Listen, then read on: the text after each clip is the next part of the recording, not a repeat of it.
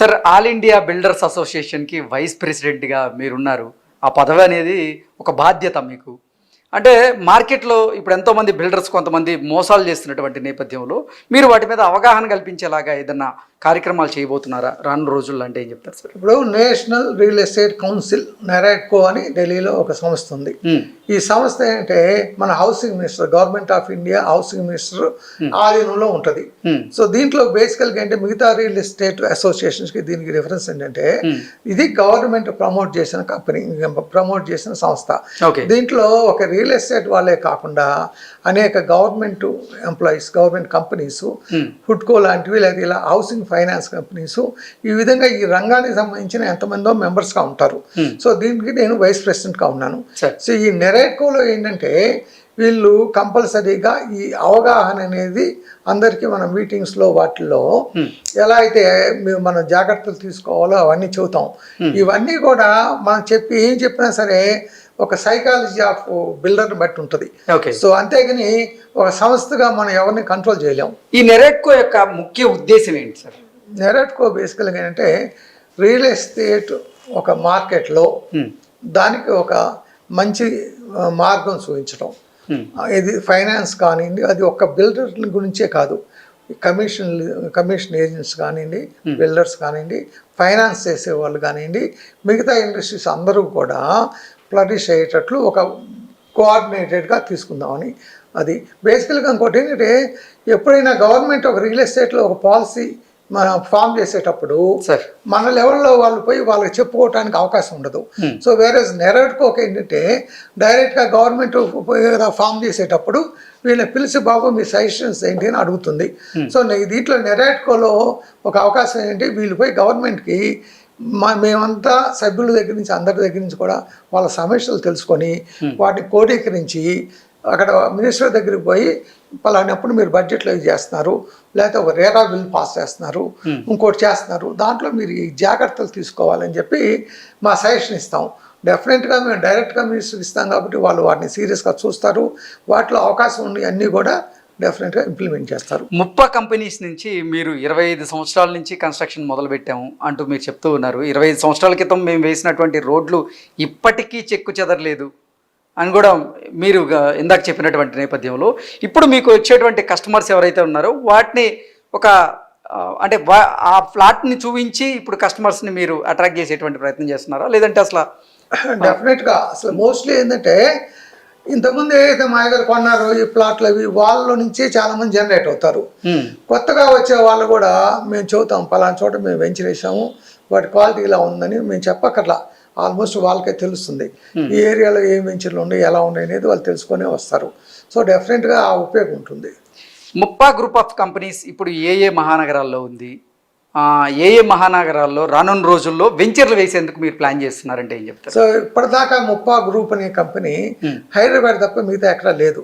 Okay, అంటే విజయవాడలో కూడా మీరు ఏదో స్టార్ట్ చేయబోతున్నారు? విజయవాడలో ఏంటంటే కొంత ల్యాండ్ ఇన్వెస్ట్మెంట్లు చేశాం కానీ ప్రాజెక్టులు చేయాల. సో ఇప్పుడు ఏంటంటే అమరావతిని బాగా డెవలప్ చేస్తున్నారు కాబట్టి అక్కడ ఉన్న ప్రోగ్రెస్ని బట్టి మేము అక్కడికి కూడా ఆంధ్రాలో కూడా పోయి అమరావతి చుట్టూ విజయవాడ, గుంటూరు చుట్టుపక్కల కొన్ని ప్రాజెక్టులు చేద్దామని ఆలోచిస్తున్నాం. అదేంటే ముందు ఎలా ఉంటుంది, డెవలప్మెంట్ ఎలా ఉంటుంది, సో ఎంతవరకు మనం అక్కడ ఫైనాన్షియల్గా వైబుల్. ఎందుకంటే ఇంతకుముందు విజయవాడ దగ్గరలో అమరావతి దగ్గరలో వెళ్ళి ప్రాజెక్టులు చేసిన వాళ్ళంతా కూడా బాగా దెబ్బతినిపోయారు. అవును, 2014 నుంచి 2019 వరకు పరిస్థితి బాగానే ఉంది, కానీ తర్వాత 3 రాజధానుల అంశం తెర వెనుక రావడంతో అక్కడ పెట్టుబడులు పెట్టే వాళ్ళ సంఖ్య క్రమంగా తగ్గింది. పెట్టిన వాళ్ళ డబ్బులన్నీ స్టక్ అయిపోయినాయి. అక్కడ ప్రాజెక్ట్ అక్కడ నిలిచిపోయినాయి, ఎవరు కంప్లీట్ చేయలేకపోయారు. సో అది చాలా బ్యాడ్ అనమాట. సార్, ఇప్పుడు ఆంధ్రప్రదేశ్లో కూటమి ప్రభుత్వం కొలువుదీరినటువంటి నేపథ్యంలో ఇప్పుడు మళ్ళీ అమరావతి రాజధాని అంటూ క్లారిటీ వచ్చిన నేపథ్యంలో అమరావతి వర్సెస్ హైదరాబాద్, ఈ రెండిట్లో రియల్ ఎస్టేట్ ఎక్కడ తొందరగా డెవలప్ కాబోతోంది రానున్న రోజుల్లో అంటే ఏం చెప్తారు? సో పొలిటికల్గా ఇవన్నీ పక్కన పెడితే ఇప్పుడు వచ్చే గవర్నమెంట్ ఏంటి ఒక ఫైర్తో వచ్చింది. ఎవరైతే అందరినీ అడిగి ఓట్లు వేయించుకున్నారో వీళ్ళందరికీ కూడా ఒక నైతిక బాధ్యత ఉంది. సో బేసికల్గా వాళ్ళ స్లోగన్ ఏంటి, మేము అమరావతిని డెవలప్ చేస్తాము, స్టేట్ని బాగా డెవలప్ చేస్తాము, ఫైనాన్షియల్గా ముందుకు తీసుకెళ్తాము, అనేక ఇండస్ట్రీస్ చేస్తాము, మీ అందరి పిల్లలకి ఉద్యోగాలు ఇస్తాము. ఇది వాళ్ళు చేసిన స్లోగను ఆ బేసిస్ మీద వాళ్ళు గెలిచారు.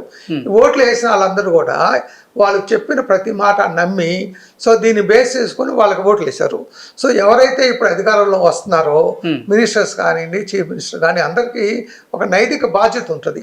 వాళ్ళు కూడా ఏంటంటే ఇన్ని రోజులు కష్టపడి ఉన్నారు కాబట్టి మనం ఈ స్టేట్ని డెవలప్ చేయాలి, ఫైనాన్షియల్గా ముందుకు తీసుకెళ్ళాలి, అందరికీ ఉద్యోగాలు ఇవ్వాలి, అనేక ఐటీ కంపెనీలు తీసుకురావాలనే ఒక తపనతో ఉన్నారు.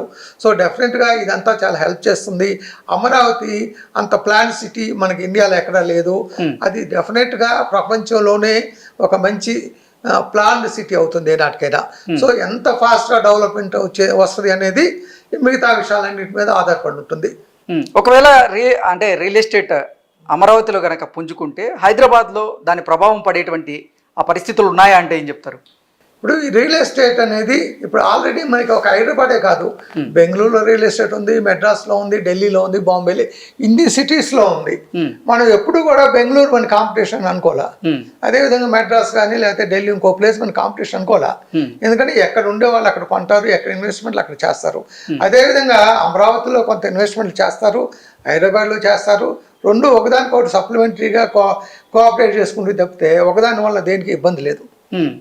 అంటే ఇప్పటికే హైదరాబాద్లో పరిసర ప్రాంతాల్లో ఇప్పుడు హైదరాబాద్ చుట్టుపక్కల ప్రాంతాల్లో కొంచెం ఎక్కువ రేట్లు ఉన్నాయంటూ కూడా కొంతమంది భావిస్తున్నారు. అమరావతిలో ఇప్పుడు కనుక ఇన్వెస్ట్ చేస్తే తక్కువకు వచ్చే అవకాశం ఉంది అనేటువంటి భావంతో కొంతమంది అమరావతిలో పెట్టుబడి పెట్టేందుకు మొగ్గు చూపుతున్నారు అన్నట్టుగా కొన్ని వార్తలు వస్తున్నాయి సార్. వాటి మీద మీ స్పందన?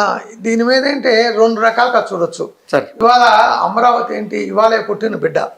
సో ఇది ఎంత పైకైనా పోవడానికి అవకాశం ఉంది. సో మీరేంటే మినిమంతో స్టార్ట్ చేస్తున్నారు, ముందు ముందు వచ్చే పరిశ్రమలు కానీ డెవలప్మెంట్ కానీ వాటిని ఆధారపడి ఎంతైనా ముందుకు పోవచ్చు. కాదే టైం ల్యాగ్ ఎంత ఉంటుంది అనేది ఒకటి. రెండోది హైదరాబాద్ కనుక వస్తే ఆల్రెడీ డెవలప్ అయింది. ఇక్కడ కోటికి పైగా ఒక జనాలు ఇక్కడ వచ్చి ఉంటున్నారు. వాళ్ళందరికీ ఇల్లు కావాలి, అనేక కొత్త కొత్త కంపెనీలు వస్తున్నాయి, ఉద్యోగాలు వస్తున్నాయి, వీళ్ళందరికీ ఇల్లు కావాలి. సో దీంట్లోంచి బోల్డ్ జనరేట్ అవుతుంది. సో కాబట్టి దేనికి దానికే ఉంటుంది. హైదరాబాద్లో ఉన్న గ్రోత్ హైదరాబాద్లో ఉంటుంది. కొత్తగా స్టార్ట్ అయితే దీంట్లో అమరావతిలో కూడా చాలా మంచి భవిష్యత్తు ఉంటుంది. హైదరాబాద్లో నలుదిక్కుల మీరు వెంచర్లు వేసేందుకు ప్లాన్ చేస్తున్నారా? ఇప్పుడు హైదరాబాద్లో ఏ దిక్కులో ఎక్కువగా మార్కెట్ వాల్యూ ఉంది అంటే ఏం చెప్తారు సార్? ఇప్పుడు బేసికల్గా మేము మొదటి నుంచి కూడా ఈ వెస్ట్రన్ సైడ్ సిటీకి దగ్గరలో ఈ ప్రాంతాల్లోనే కాన్సన్ట్రేట్ చేసాం. ముందు ముందు కూడా ఏంటంటే మాకున్న ల్యాండ్ బ్యాంక్ ఎక్కడే ఉంది కాబట్టి మేము మరో చోట పోయి అక్కడ వెంచర్లు డెవలప్ చేయడం జరగదు. సో మేము ఎంతసేపటికి ఇక్కడే కాన్సన్ట్రేట్ అవుతాం. కాకపోతే వెంచర్స్ మాత్రం అన్ని రోడ్లలోనూ వేస్తాం.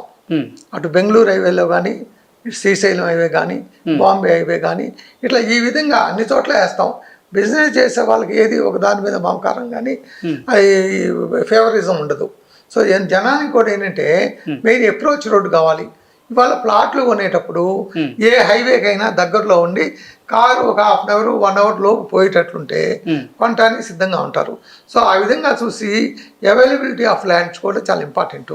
సో మంచి రేట్లు బాగుండి డిమాండ్ ఉన్న చోట్ల ఆ రేట్లు మనం పెట్టలేకపోవచ్చు, కస్టమర్ కూడా కొనలేకపోవచ్చు. కొంచెం మిడిల్ క్లాస్ వాళ్ళు, అబవ్ మిడిల్ క్లాస్ వాళ్ళు కొంచెం మిగతా రోడ్లలో కొంచెం రేటు తక్కువ ఉన్న చోట కొంటారు. సో ఆ విధంగా ఏంటంటే ఎక్కడికక్కడ డెవలప్ అవుతూ ఉంటుంది. ఓకే, మీరు చెప్పినట్లుగా బెంగళూరు హైవే, బొంబాయి హైవే, అలాగే శ్రీశైలం హైవే, వీటితో పాటుగా విజయవాడ హైవేలోనే ఎక్కువగా మార్కెట్ వాల్యూ ఉన్నట్లుగా ఈ మధ్య కాలంలో కొన్ని వార్తలు వస్తూ ఉన్నాయి. అక్కడ సడన్గా పెరగడానికి కారణం ఏంటి? ఇప్పుడు మొదట్లో సిటీ మొత్తంలోకి హైదరాబాద్లో రియల్ ఎస్టేట్ అంటే ఓన్లీ విజయవాడ హైవేనే ఉండేది. అప్పట్లో మిగతా ఎక్కడా కూడా బిజినెస్ అయ్యేది కాదు. ఓకే. సో మేము ఆ పౌల్ట్రీలన్నీ కూడా విజయవాడ రోడ్లోనే పెట్టుకున్నాము. రియల్ ఎస్టేట్ అనేది అక్కడే జరిగింది. కాకపోతే అక్కడ ఎంత బిజినెస్ జరిగిందంటే ఉన్న ల్యాండ్ అంతా కూడా ప్లాట్లు చేసి అమ్మేశారు. సో తర్వాత కొంత టైం పోయిన తర్వాత ఎవరైనా పోయి ప్లాట్లు చేద్దామంటే ల్యాండ్ అంతా అయిపోయింది. ఓకే. ప్లాట్ కొనే వాళ్ళకి కూడా ఆల్రెడీ అక్కడ ఒక ప్లాట్ ఉంటుంది. సో కొత్తగా కొనలేరు. సో అందువల్ల మిగతా ప్లేస్లోకి వచ్చింది. అది ఇప్పుడు ఏంటంటే చాలా గ్యాప్ తర్వాత ఇప్పుడు విజయవాడ రోడ్డు కూడా బాగా పుంజుకుంది. అక్కడ కూడా మంచి లేఅవుట్లు వస్తున్నాయి. డెఫినెట్గా అది కూడా డెవలప్ అవుతుంది. ఎందుకంటే బేసికల్గా అవుటర్ రింగ్ రోడ్ వచ్చిన తర్వాత ఇప్పుడు బెంగళూరు హైవే కానివ్వండి, విజయవాడ హైవే కానివ్వండి, ఇంకోటి కానివ్వండి, పోవటం చాలా ఈజీ. కార్ ఎక్కడ కావాలంటే అక్కడ దించుకోవచ్చు. సో కాబట్టి మీకు ఎక్కడ కంఫర్టబుల్గా ఉండి అక్కడ ఉంటే అక్కడ వెళ్ళిపోతారు. సో డెఫినెట్గా విజయవాడ హైవే కూడా మంచి గ్రోత్ ఉంది. పైగా ఏంటి ఇన్ని రోజుల నుంచి స్తబ్దతగా ఉండి డెవలప్ కాలేదు కాబట్టి ఇప్పుడు ఒకేసారి పెరగడానికి కూడా అవకాశం ఉంది. అది రెండోది గవర్నమెంట్ కూడా అంటే ఆ రోడ్లో కొన్ని ప్రాజెక్టులు తీసుకొద్దామని ఆలోచిస్తుంది. దానివల్ల కూడా కొంత గ్రోత్ వస్తుంది.